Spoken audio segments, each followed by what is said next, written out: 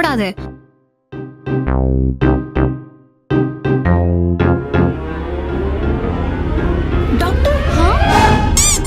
என்ன பண்ணுறீங்க டாக்டர்? உன் பாய் சிறன் புலி ராஜாவை செக் பண்ணுறேன். அதை பிடிக்கணுமா? பிடிக்காம இருந்தா பிடிப்பு எப்படி தெரியும்? நீலவேணி, அதனால்தான் உனக்கு சொன்னேன் இல்ல இந்த பொண்ணை வெளியில வைக்க சொன்னேன். நீங்க கொஞ்சம் சும்மா இருங்க. டாக்டர் வேலை டாக்டர் தான் பார்க்கட்டும். சரி டாக்டர். உங்களை இங்க வைக்கிறதே ரூல்ஸ்க்கு எதிரானது என்று அர்த்தம் புரிகிறதா? அதை மனசுல வைங்க.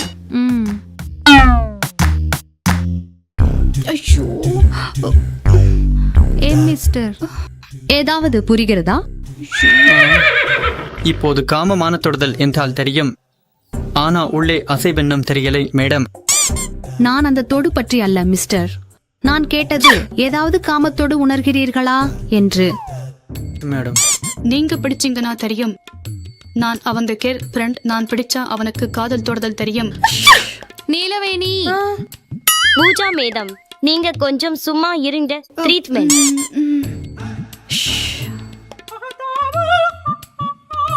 இப்போது ஏதாவது தொடு உணர்கிறீர்களா? நீங்கள் சொன்ன வார்த்தைகள் எனக்கு ஒரு பெரிய கனவு போல இருந்தது மேடம். ஆஹா, அப்படியானால் உன் புள்ளராஜு மிகவும் பலகீனமாகிவிட்டான் அம்மா. எழுந்து ஜிப் போடு.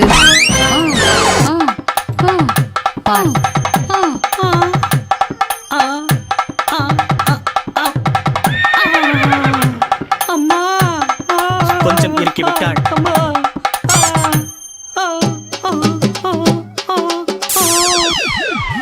மிஸ்டர், 3 வருடம் நீ புள்ளராஜுவை சிரமப்படுத்தினாய். அதுக்கு தானே இது விளைவு. டாக்டர், இருக்கு தீர்வு இருக்கா? எங்கே வந்து என்ன கேட்கிறாய் பூஜா? இங்கே வந்த பிறகு நாங்கள் தீர்க்க முடியாத பிரச்சனை எதுவும் இல்லை. எங்கள் அகராதியில. அம்மையா, தேங்க்யூ மேடம். கவலைப்படாதீர்கள் மிஸ்டர். உன் புள்ளி ராஜுவின் எதிர்காலம் வீணாகும் வகையில் நான் விடமாட்டேன். நான் இருக்கிறேனே. நீங்கள் இருக்கிறீர்கள் என்பதால் தைரியமாக இங்கே வந்தேன் மேடம். சமரம் சுஜாதாவை நம்பும் மக்களுக்கு காதல் பிரச்சனைகள் அருகிலும் வராது. அம்மா, அம்மா, அம்மா.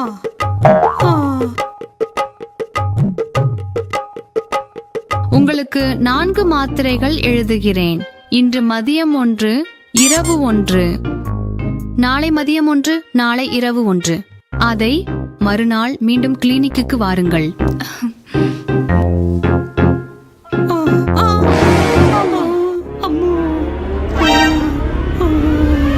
Doctor madam. என்ன எர்ரப்பா மாதிரி இருக்கிறான்? ஏன் கத்துகிறான்? வா போய் பார்ப்போம்.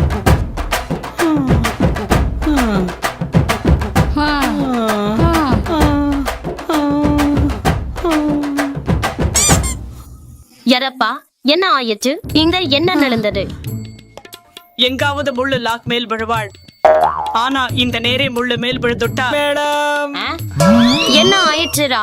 சரியாக சொல்லி தொடரு. என் அவதாரம் பார்த்தும் இப்படி கேட்கிறீர்கள் எப்படி? ஆண்டிக்காரு, நீங்க முன்னாடி எடுத்து கொண்டு போகாமல் இங்க என்ன பண்ணுறீங்க? சரியான மருந்துகள் கொடுத்தாரா இல்லையா? வந்து